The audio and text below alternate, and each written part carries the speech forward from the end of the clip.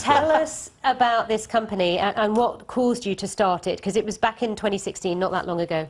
So I'm one of the inventors of social media, so we want to put that on the table. This is not a new idea. Before Mark Zuckerberg was shaving, I built one of the first social media companies in the world, and we were PC Magazine top 100 company. He still doesn't shave, does he? He does. But what was that called? Superfamily.com and superfriends.com. Now this is at the turn of the millennium. So, and we did great. And then, you know, I moved on. I wrote some books on leadership and greatness.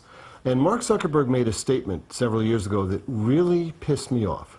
He said, privacy is a social norm of the past. And I thought, my God, man, what are you thinking? The world is not a safe place. It's not okay for everybody to know everything about you. But can I just ask you, before we get on to the issue that really annoyed you about what Mr. Zuckerberg had to say, do you think you were too soon? Were you bringing something to the market that we weren't ready for, and that's why it wasn't a success? Or maybe it wasn't a small success. We were a success. Yeah, we were quite successful. We were ranked. But you're not a Facebook? No, because that era, remember, there was the bubble and the pop. So we sold that the dot-com bubble. Yeah. We sold that company in 2001. And then the dot-com bubble happened. The company that bought it from us closed it.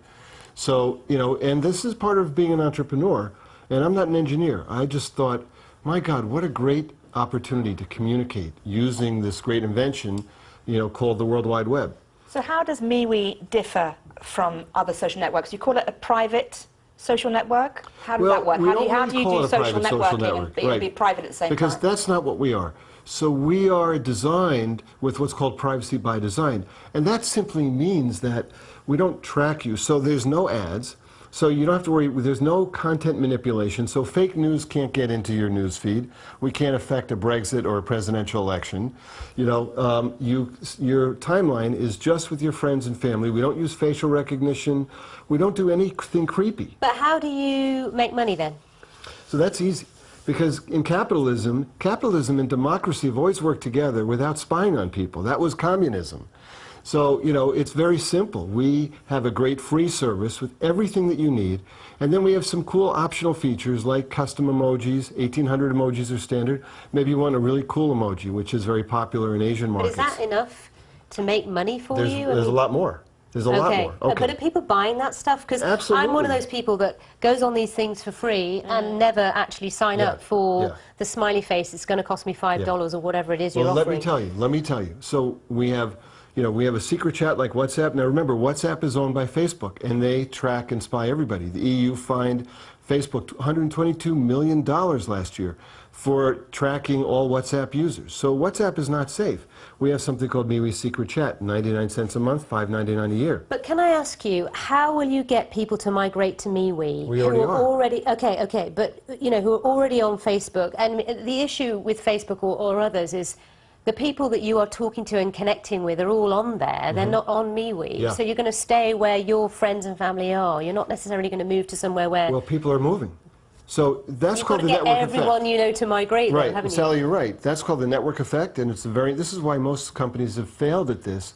But we've taken years to build the technology. We've got the inventor of the World Wide Web as an advisor, and the network effect really works when constituencies move, and this is what we see. Facebook censors a lot of people for all kinds of strange reasons. We saw people from Bernie Sanders move over. We see conservatives come over. Let's talk about mental health, because we've been talking about this story today in the papers.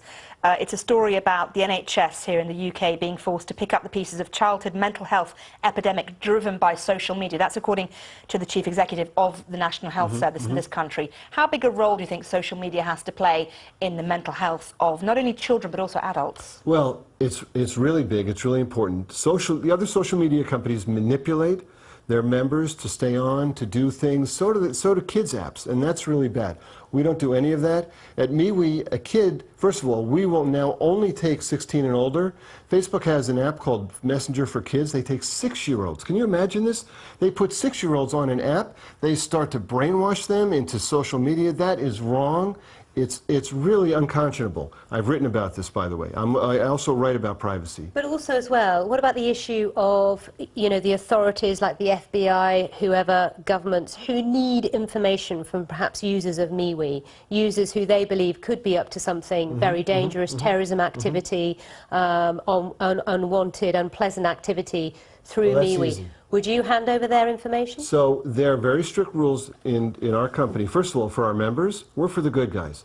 So we have a very strict terms and conditions, and we also have, a very sort of strict, you have to follow the law. If the FBI, if the authorities want something from us, they have to follow the court procedures. They have to get a warrant. And if there's really a bad actor on me, we don't want them there. So we always say we're for the good guys. I didn't invent the site for bad people. We invented MeWe for good people of the world who don't want to be spied on. Have you met Mark Zuckerberg? I have not met Mark Zuckerberg. What would you say to him if you met him?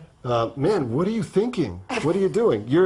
His company is a data company. Remember, they're not a social network. They're a data company. All right, Mark We'll Weinstein, put so that good to to him talk when to we you, meet him. Good to have you on the Thank you so programme. Thank you very much.